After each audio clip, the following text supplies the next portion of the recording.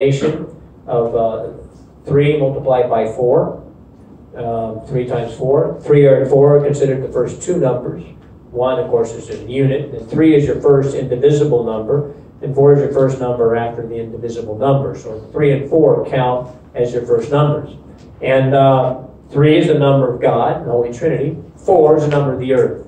3 and 4 together give us the 7 sacraments, the number of unity between God and man, the 7 gifts of the Holy Ghost, as well as the unity number of division of the 7 capital sins. 3 times 4, 3 to the 4 corners of the world, is a multiplication of the faith, and so is the number of the Catholic faith, Catholic Church. The woman is crowned with 12 stars. These 12 stars represent Catholic doctrine, because what are those 12 stars but 12 teachers? They're the doctrine of the 12 apostles. It refers to the Apostles' Creed and to the Catholic doctrine. It refers to that spiritual warfare in the heavens, which is that of doctrine. You must know your doctrine. This is a great problem of the Book of Truth. The Book of Truth is a book written by someone who has no idea of Catholic doctrine, but they're thinking about the end of times and making up stuff they learned from Protestants or whatever else they got it from, I don't know where. But it's just the ideas in the Book of Truth are like other than Catholic doctrine, and erroneous, and deceitful, and it creates a sect. The Book of Truth thing is creating a little sect that is sprouting up all over the world, and won't fit with the Catholic Church anymore. It's not going to fit. The Book of Truth is a book of non-truth. It's a deception. And why is it deception? Well, how are you going to know that if you don't know Catholic doctrine? The Book of Truth is a book that replaces Catholic doctrine. I went through the section that I have. They use it in the Philippines all the time. And, you can't find any references to the Catholic magisterium. No reference to the teaching of the faith. Now, how did Jesus Christ institute his church? He didn't institute it based on private revelations. It's on the idea that the church must teach mankind. The church teaches. Private revelations come in for private individuals sometimes to help and support, but it's always the church that judges the private revelation. Fathom, for example, was judged by cardinals, bishops, found to be good, and then it was approved by the whole church for 200,000 people, 500,000 people, preservation of Portugal from communism, coronation, papal coronation by Pope Pius XII, delegate in 1932, and so on. So the church always, Our Lady waits for the church approval. Book of Truth doesn't. The Book of Truth tries to convert priests. The Book of Truth tells people, don't worry, the priests are going to persecute you. Don't worry, it's normal. And you try to convert the priests. That's the Book of Truth. The Book of Truth tells people, you go get the priest to be part of your group.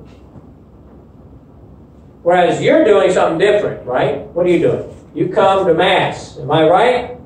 Am I right? You come to Mass. And then the priest teaches the doctrine, and then we make an army, and then we go fight. What the priest says is not from him, it's from God. This is particularly from Our Lady, and from the teaching of the church. That's the way the church works. These 12 apostles means a hierarchical church. Now, of course, Vatican II is a problem in which the church, hierarchical church, is not teaching what the hierarchical church is supposed to teach. That's a different story. But it's still the hierarchical church. So you get the 12 stars. Now you have a cross on an M. Some say Mass, some say Mary. But obviously it's Mary. And she was standing at the foot of the cross. So it's really co-redemptrix is represented without being professed publicly. It's really representing that. The cross is here. Now the question is, why does this cross not have Jesus on it? Because if you're, every Catholic cross you have Jesus. The Protestant cross, there's no Jesus. So is this a Protestant cross? Well, no, because there's an M down there. That's Our Lady. That's impossible. But why then is there no Jesus on it? Because you on it, it's your cross. Carry your cross. That's it. You must carry your cross. Below we have the heart of Jesus and the heart of Mary. Okay. 2 hearts waiting for your heart. These 2 hearts will not enter the world, but through your heart. So this place sitting on your heart. The heart of Jesus and Mary, the heart of Mary and Jesus. But this heart of Jesus is bleeding. He's crowned with thorns. It's the sacred heart. It's the heart of Christ the King. who is suffering the insults and contempt of the world in his church, and suffering his church. The Immaculate Heart of Mary standing at the foot of the cross. At the foot of the cross. In compassion. And it means that you and I, we must have a spirit of compassion and reparation. So these 12 stars really mean authority, the Catholic Church doctrinal authority, which you find in your case, represented to you in your catechism, your old catechism. The St. Pius X catechism, 936 questions. Sometimes you have My Catholic Faith, you may have other catechisms, and that's where you have the authoritative teaching of the faith. Right? Apocalypse 12, I explained to you a little bit that great battle between the sign and the woman appeared in heaven with 12 stars around her head, and the beast, the dragon with 7 heads and 10 horns attacking her. And so this is represented the spiritual battle in the heavens. In the heavens, we have the battle represented by the stars. In the world, we have it represented by the cross. Carry your cross. This means self-denial. And in the heart, the love of God, the spirit of sacrifice.